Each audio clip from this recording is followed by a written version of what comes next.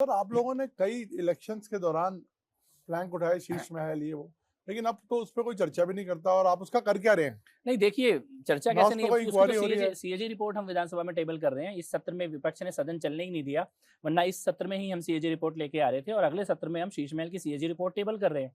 तो इंक्वायरी होने के बाद ही सीएजी रिपोर्ट है और सीएजी रिपोर्ट के बाद विजिलेंस सीएजी जांच रिपोर्ट की इंक्वायरी से की तो उसमें कर मतलब वित्तीय अनियमितताओं के ऊपर सीएजी रिपोर्ट आ चुकी है। अब इसमें जो क्रिमिनल कॉन्स्पिरेसी हुई, कौन लोग इस भ्रष्टाचार में शामिल थे, किन किन अफसरों ने, किन नेताओं ने जबरदस्ती ये 9-9 करोड़ के, 9.5 करोड़ के आपने टेंडर करा के ये 250-300 करोड़ रुपए का जो बिल्डिंग खड़ा किया है और वो अब विजिलेंस में आ जाएगा सीएजी रिपोर्ट टेबल होने के तुरंत बाद। मेरा ये मानना है कि जो व्यक्ति ये कहता था कि मैं एक कमरे के घर में रहूंगा, सीएजी बनाने, शीश महल बनाने की जरूरत क्यों पड़ गई उसको? ऐसी क्या आवश्यकता आ गई कि आपको एक शीश महल बनाना पड़ा? मुख्यमंत्री महोदय तो नहीं गई उसमें रहने के लिए, उन्होंने कहा मैं नहीं रह सकती इतने बड़े घर में।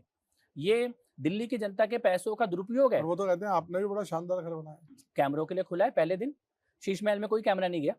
शीश महल तो आज आप तक अभी दिखाइए ना लोगों को, अभी तो दिखाया नहीं किसी ने पहले अंदर दिन ही से। पूरा दिखाया, मैंने खुद दिखाया है। एक-एक पर्दा, एक-एक कुर्सी, एक-एक टेबल मैंने खुद दिखाया, सारे मीडिया को नहीं दिखाया है। नहीं, शीश महल नहीं शीश महल जिसको को लेके विवाद था वो किसी ने अभी तक खोल के देखा नहीं कि देखिए सीएजी रिपोर्ट टेबल होने के बाद कोई ये ना बोले कि ये तो इन्होंने कुछ चेंज कर दिया, ये कर दिया।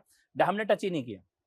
हम पूरा मीडिया को लेके जाएंगे, एक साथ दिखाएंगे, जिस दिन दिखाने का निर्णय लेंगे। सीएजी रिपोर्ट ऑफिशियल एक बार टेबल हो जाए, सीएजी रिपोर्ट में जो लिखा है वो जनता के सामने आ जाए, ऑफिशियल दिखाएंगे। लेकिन मैं ये आपको बताना चाहता हूँ, जिस दिन शीश महल लोगों ने देख लिया, उस दिन अरविंद केजरीवाल को पंजाब में भी रहने की जगह नहीं मिलेगी।